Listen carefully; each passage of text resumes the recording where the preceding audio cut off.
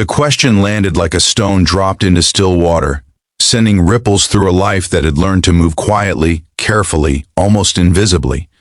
It was not shouted or dramatic, just small and fragile, carried on a child's breath, and yet it struck deeper than any scream ever could. In that instant, a man standing a few steps away felt his chest tighten, as if the world had finally asked him to look at what he had been avoiding.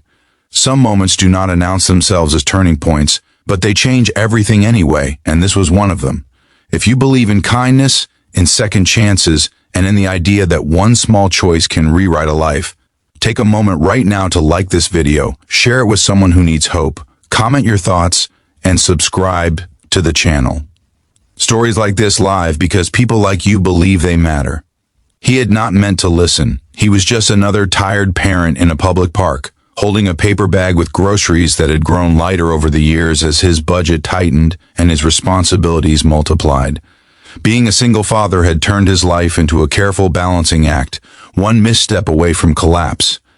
His mornings began before sunrise, his nights ended long after exhaustion should have claimed him, and in between he existed in a constant state of doing what had to be done. He had learned to keep his head down, to not get involved, to preserve his limited energy for his own child and the fragile world they were building together. Yet that small voice cut through his practiced detachment and forced him to stop. On a worn park bench sat a woman whose posture told a story of defeat long before her face did. She held a little girl close, wrapping her arms around the child as if the world itself were something to be shielded against. The girl's eyes were searching, confused and heavy with a sadness that did not belong to someone so young. There was no shouting, no obvious conflict, just the quiet aftermath of something that had already broken. The father standing nearby recognized that look because he had seen it reflected in the mirror years ago.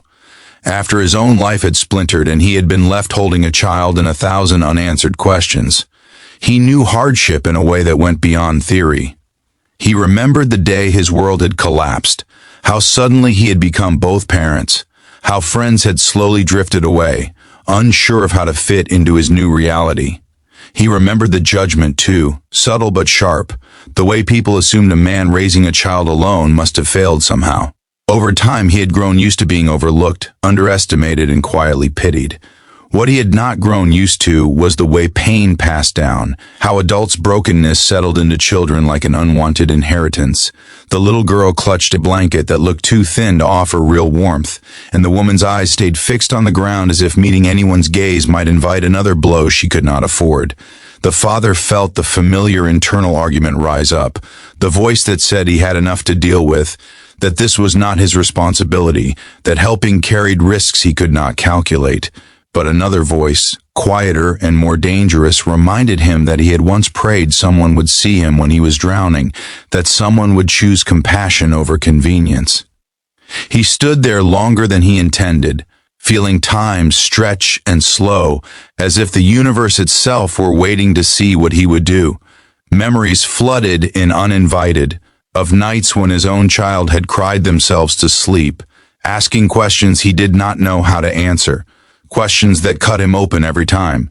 He remembered the shame of struggling, the fear of being labeled, the loneliness of carrying everything alone, and suddenly, the distance between his life and theirs disappeared. Helping did not come easily or dramatically. It began with a simple, almost invisible choice to step closer. Instead of walking away, he noticed small details that others might miss, like the way the woman's hands trembled slightly, or how the child's shoes were worn thin at the soles. He thought about the extra food in his bag, bought on impulse and justified as something he might need later. He thought about the spare jacket in his car, the one his child had outgrown but he could never quite bring himself to give away. As he approached, his heart pounded with an anxiety that surprised him. It is one thing to feel compassion from a distance, and another entirely to act on it. He feared rejection, misunderstanding, and the possibility of making things worse. Still, something stronger pushed him forward, something rooted in the knowledge that doing nothing was its own kind of harm. He offered help not as a savior or hero, but as someone who understood how quickly life could unravel and how desperately people needed grace when it did. The shift did not happen all at once. Trust rarely does. But there was a softening, a visible easing of tension, as if the weight pressing down on that bench had lightened just a little. The woman's guarded expression gave way to cautious relief, and the child's eyes followed him with a curiosity that felt almost like hope. He did not ask invasive questions or offer empty promises.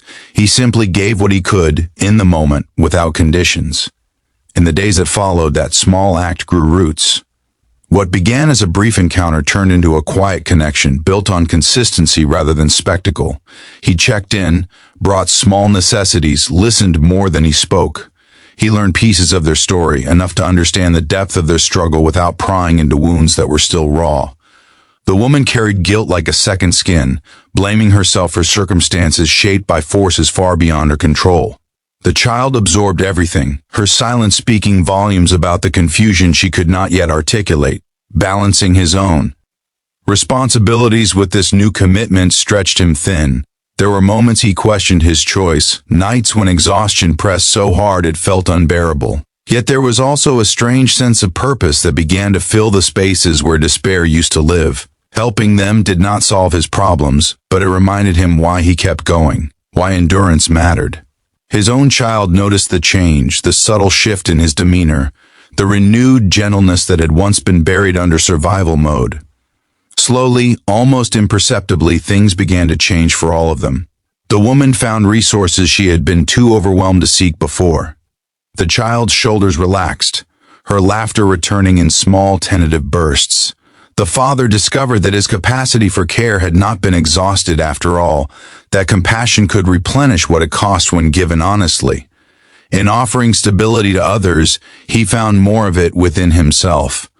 There were setbacks, of course. Healing is never linear, and life did not suddenly become easy. But there was movement, a sense that the future was no longer a closed door. The park bench where it had all begun became a symbol of transition, a place where pain had been acknowledged instead of ignored. Each time he passed it, he was reminded of how close he had come to walking away, and how different everything might have been if he had. As time went on, the question that had first pierced him echoed differently in his mind. It was no longer a source of sorrow alone, but a reminder of why kindness mattered so much, especially when people felt at their worst. Children ask the questions adults are afraid to voice, and sometimes answering them requires action rather than words. He could not erase the past or fix every broken thing, but he could stand in the gap where hopelessness threatened to take root. Just before the story comes to its close, take a moment to comment below and share what kindness means to you, or a time when someone helped you without being asked. Your words might be exactly what someone else needs to read today. Near the end of this journey, there was no grand finale, no dramatic rescue, just the quiet satisfaction of knowing that a cycle had been interrupted.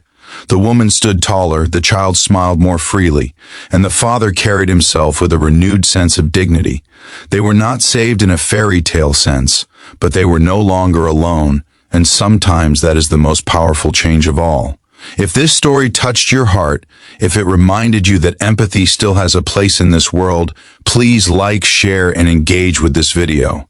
Your support helps these stories reach others who are searching for hope in unexpected places. In the end, the man understood something he had learned too late but would never forget again. Being a good person was not about perfection or grand gestures, but about noticing pain and choosing not to turn away. And sometimes the smallest question, asked by the smallest voice, is enough to change a life forever.